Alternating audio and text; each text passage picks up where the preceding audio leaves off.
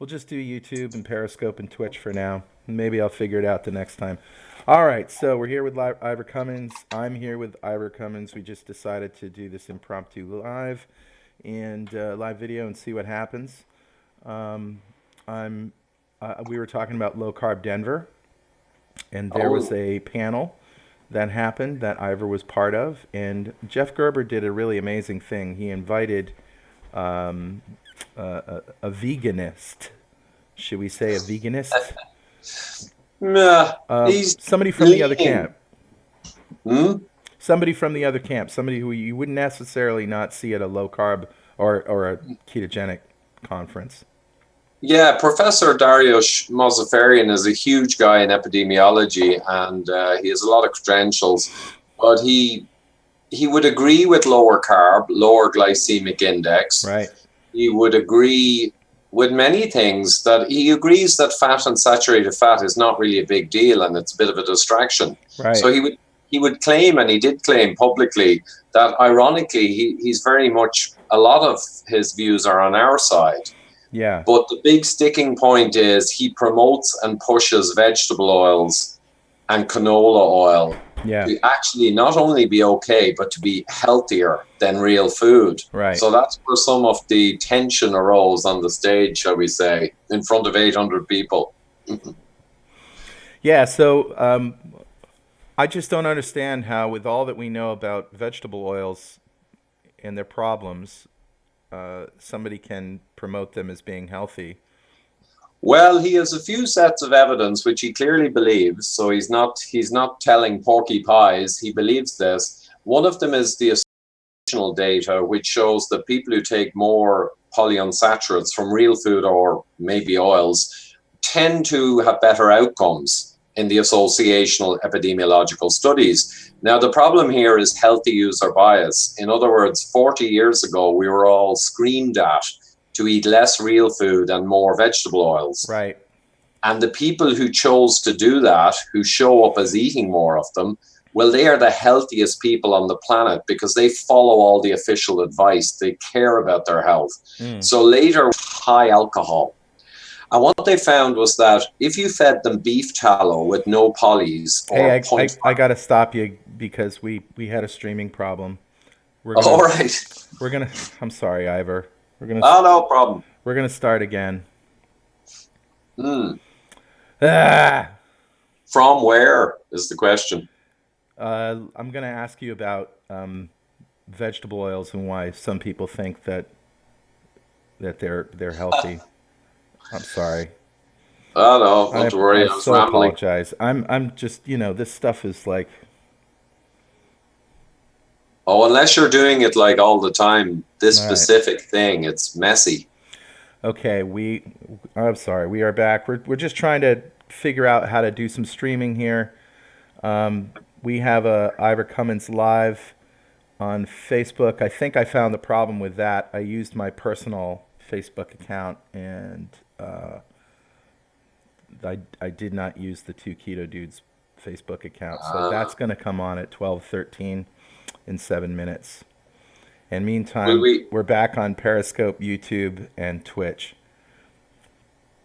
Okay, so you're asking about polyunsaturates and I why, was yeah, Dariush Mozaffarian believes they're beneficial. right. Well, his main data is associational studies, which are completely confounded with our healthy user bias. So the healthiest people on the planet 40 years ago began to do what they were told because they were concerned for their health Right. and ate more polys. So decades later, when they have slightly better outcomes, you can't say it was the vegetable oils they ate more of Mm, or the natural foods with polys mm, because they were much healthier focused people at the outset. right. So the vegetable oils get gifted with an apparent correlation or association with better outcomes, but Right. it's completely meaningless. And the other thing is blood markers of eating more polyunsaturated fats seem to also correlate with better outcomes. But But the we killer there, but yeah, uh, they were looking at LDL cholesterol, which we know is kind of flipped now as a marker, right? Well, yeah, they were in love with the fact that the polyunsaturates lower the cholesterol, but that's not an outcome exactly. Right. That's just a blood measure. Right. But the other thing they see is if you have higher markers of eating polyunsaturates in your blood, if there's higher omega-6, that seems to correlate with better outcomes. So you could say, well, wow, this is a blood measure. This is not like just a survey or a nutrition survey. So this is even better evidence. But as Tucker pointed out in our latest podcast, if you're oxidizing, which is the main problem with these polyunsaturates, if you eat too much, if you're oxidizing them, you can get a lower level in your blood because they're oxidizing, which means you're in trouble. But that, unfortunately, then tends to make it look like higher levels in your blood are good. You should eat more, but it's not really true. Higher levels means you're living in such a way as to not oxidize these delicate oils, which is a different thing. So everywhere there's little mines or bombs planted that are counterintuitive. And I think a lot of the big guys have fallen for these tricks, but you need to go deeper like Tucker has. I think there's also just common sense, right? When you look at the correlation of heart disease and the rise in diabetes with the low carb dogma, which included, Crisco and vegetable oils instead of butter, lard, tallow, which we've been cooking with for years and years and years, you do see a correlation there. And if you think, one of my heroes is Jason Fung, because he likes to put things in historical perspective, right? Like your body isn't as stupid as we think it is. There, somewhere in the 50s, our mad genius engineering brains thought we could out-engineer our body, and all these natural fats that we've been eating for so many years are all of a sudden causing all these heart problems, and we have to get in the lab and make some sort of crazy oil that we can cook our chicken with that won't harm us, right? And I just, it makes me think, how did we ever survive as a species without Crisco? Right? Yeah. I mean, that's kind of a silly thing. And then you think about the markers of cholesterol sort of being turned on their head now. It's everything points back to this point in time where we tried to replace butter and lard and tallow and all these healthy fats with lab creations. Yeah, exactly. And of course, it's intuitive if you really think about it, that how could a industrial product with bleaching and sodium hydroxide and deodorizing, when they extract these oils from the seeds that we never ate as oils, it's so stinking, the mess that comes out from all the heat damage and everything else. They have to do chemical deodorizing. And I remember Dr. Kate Shanahan, I think it was, said, nature's warning is in that stink, telling us not to eat it. But then humans are clever enough to deodorize it and steal away nature's warning. But of course, how could industrial effluent like that be better than actual real foods? And how could any technologist tell you to eat industrial concoctions rather than real food, without incredible levels of proof? But of course, what they've got is associational data. It's risible, weak data, and it's confounded, as Tucker pointed out. Yet on this weak data, they're prepared to tell you to take the runoff from an industrial settling tank, as I heard it called, and eat that, put it in your body, rather than eating real food that we evolved on. How crazy is that? It's crazy when you think of it. Mad. And it's the same for most processed foods. These are what have caused all of our diseases of civilization. Or at least are a big causal part. And for people listening, it's not just the dietary guidelines in the 70s. So vegetable fats from these industrial oils started off massively in the 1900s, just when heart disease and modern disease started. Now, they got higher and higher with the dietary guidelines, but they were already huge. They replaced a lot of natural foods all through the 20s, 30s, 40s, 50s, 60s. In fact, soy oil, which I would not use in a lamp, never mind eat it, right? Soy oil has gone up in consumption a factor of 1,000 since the late 1800s. I know it's crazy. It went from nothing to huge Well, in a it's I asked a local restaurant. It's like your typical comfort food diner, burgers, fries, fish and chips. What do you cook? What do you use for frying oil? And they said soybean oil. Soybean oil is the most widely used, excuse me, oil for deep frying French fries and fish and all the things that you get at a typical restaurant. Yeah, so it's basically got its fingers in every disease pie, and it's just infiltrated everywhere, soy and all the other oils. Now, when you fry with them, when you clear out a fast food joint, the guys coming in to clear off the residues from heated oils, they have to wear respirators now and suits because it's accepted as a carcinogen and it's dangerous. But these oils in your body, if you have too much of them, will oxidize in your body as well. And that's what a lot of our podcast was about. You don't need a deep fat fryer for these to be an issue. You need to eat real food. Did So, you? I mean, Yeah, tallow, lard. Now, Tucker pointed out that lard, even in the early 20th century or in the 1900s, they found that lard was up to 30% contaminated with cottonseed oil.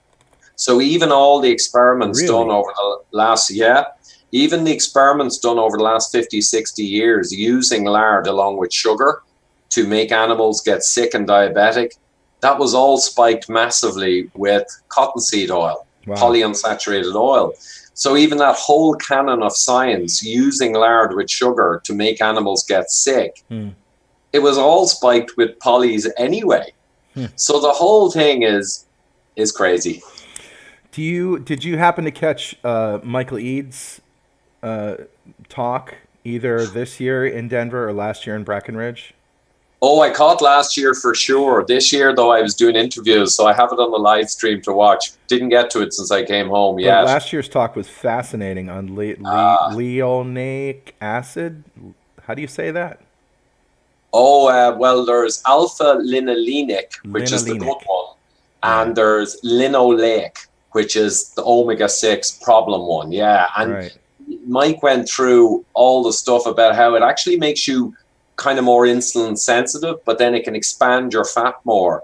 But that might be one of the reasons they saw some positive results short term in the trials. Hmm. Is it allows you to be less diabetic for a while. It encourages fat expansion, which might give you more buffer to not become metabolic syndrome or diabetic for a little longer. Of Right. course, the killer is long-term consumption then brings up the specter of cancers and insulin resistance in the long term. And that's what we care about, right? Is long-term health. Right. I always like to bring back to people who listen to Two Keto Dudes and who listen to me interview great minds like you, action items. Well, maybe not this morning. No, I'm kidding. Oh, Hey, now, action items that they can take. So, it's very difficult even in 2019 to tell somebody not to use a cheap oil for frying that they can get, for $1 a gallon or whatever, and go find sources of tallow or lard or coconut oil or avocado oil. The vegetable, coconut and avocado oils are very expensive, and to fill a fryer with them are just not feasible. And so, what do you tell people? Because you go to your butcher and you say, "Hey, can you give me some lard?" They look at you like you're crazy. Now you can get that hydrogenated white lard in some grocery stores, but it's like, but what's the practical application of this knowledge of using vegetable oils and replacing them, going back to natural fats? yeah, well, it depends on the use, I suppose, Carl. If you're just frying, even a more expensive oil won't cost you much on a weekly basis. Now, in Ireland, we can get beef tallow and lard pretty cheaply, not a mile more expensive. But I guess America, yeah, is tough. Well, But it's because you have to go to these butchers that actually understand people want it, and they typically aren't cheap. I mean, I can get lard fairly cheaply in a Latino grocery store here. Mm. But I think the problem becomes just sourcing. It's very hard to find in the States. Yeah, and if you need bulk oils to deep fry, that is a challenge because you're using quite a lot of it. Hmm. But I'd say really deep frying is not something that people should be doing anyway with any oil. Yeah, So if probably you're right. only if you only need the oil just to dampen a pan, Hmm. even the more expensive oils like coconut, what do we got? Lard, tallow, if you can get it. You're Avocado. only using avocado oil, I guess. You're only using very small amounts Yeah. per meal. I'm not sure there's an easy answer. In Ireland, it's very easy to access that stuff, so it's very different. But in America, nothing springs to mind. No Well, quick. Oh, butter is a good one, right? And butter. that's Of everybody. course, butter. Yeah. Now, your butters, you again, as you say, will pay more for the high quality grass fed butters, Hmm. but you could live with, for frying just a cheaper butter. Right. There was one other thing that occurred. You can also, occasionally get a goose or a Hmm. duck and roast it and keep all the fat from that. Good Now, idea. that is there's a lot of poly in that, but at least it's not an industrial vegetable oil. Right. Mm. Yeah. So that also brings up the difference within the omega-6 realm, the difference between an industrial created oil like we've been talking about and a naturally occurring omega-6. I'm thinking of like peanut oil, because peanuts are full of Mm. oil, and you press them like you press olives and the oil comes out.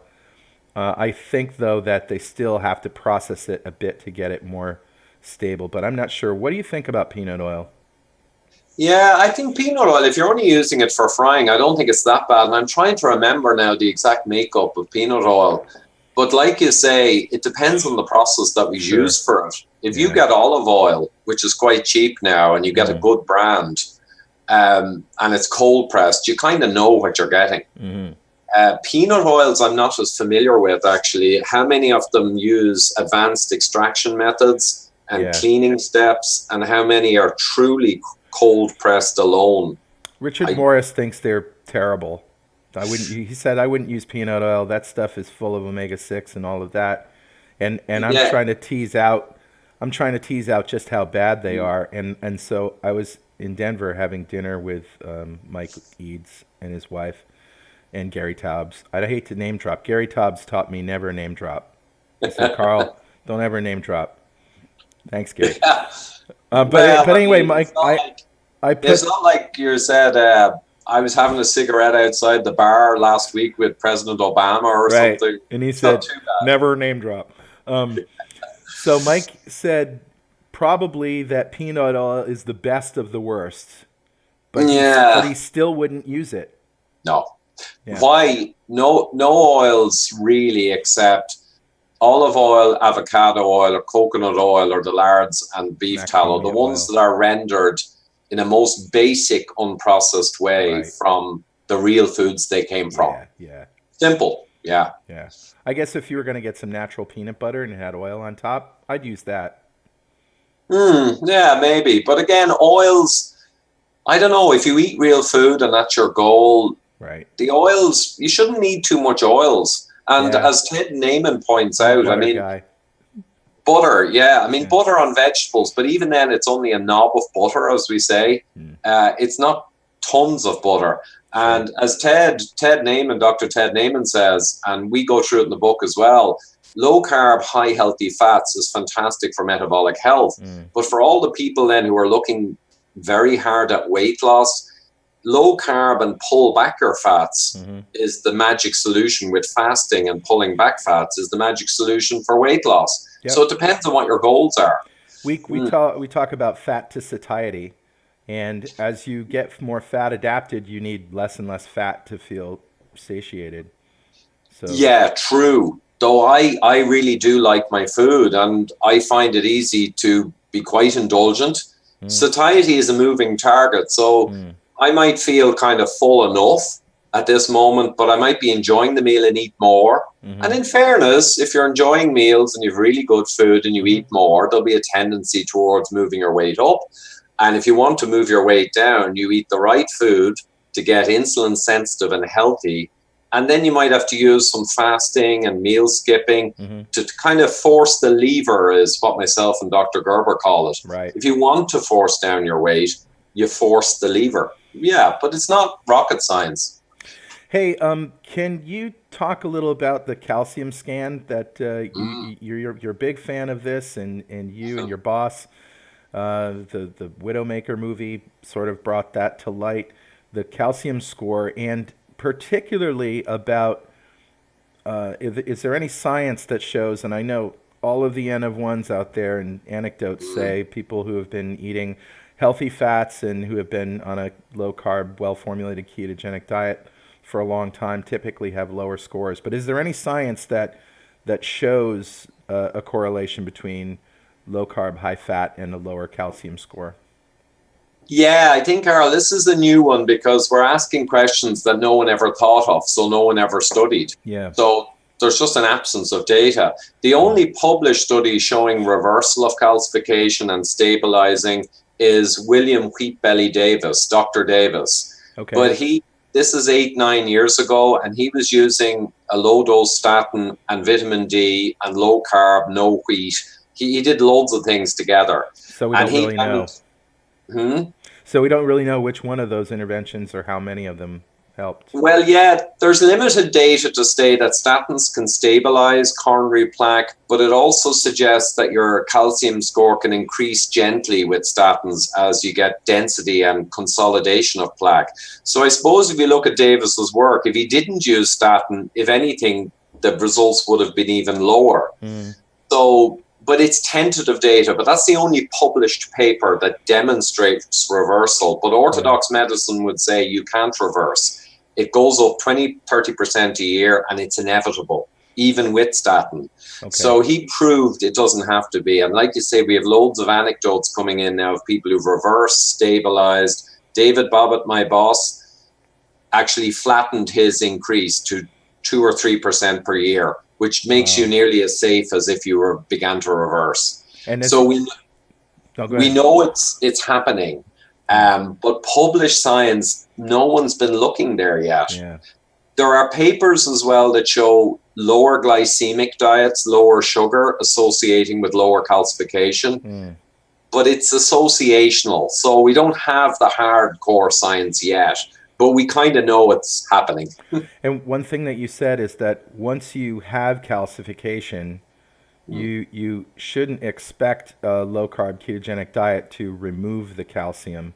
No. Right? But you should expect it to stop progressing. Yeah, or slow down. Yeah. Mike Eads made the point that he had a lot of people that he fixed all their blood markers and their disease with low carb, but he said quite a lot of them, or a few of them, gently continue to increase as the density consolidates in their plaque. So increasing slowly is not a bad sign at all. If it's below 15% per year, especially 3 or 4%, you've halted the rapid increase in progressing disease, and now it's leveling off and healing. So yeah, you don't need to go backwards. But the other thing is as well, low carb and keto is a fantastic intervention because most heart disease arguably is diabetic dysfunction driven, along with other things. So a low carb keto diet is an amazingly good tool, but it's not magic. So say you have an underlying inflammatory condition damaging your endothelium, like lupus or something else. The risk factor for some inflammatory conditions is like 10 times the risk of atherosclerosis. They're huge drivers by damaging the inner lining of your artery.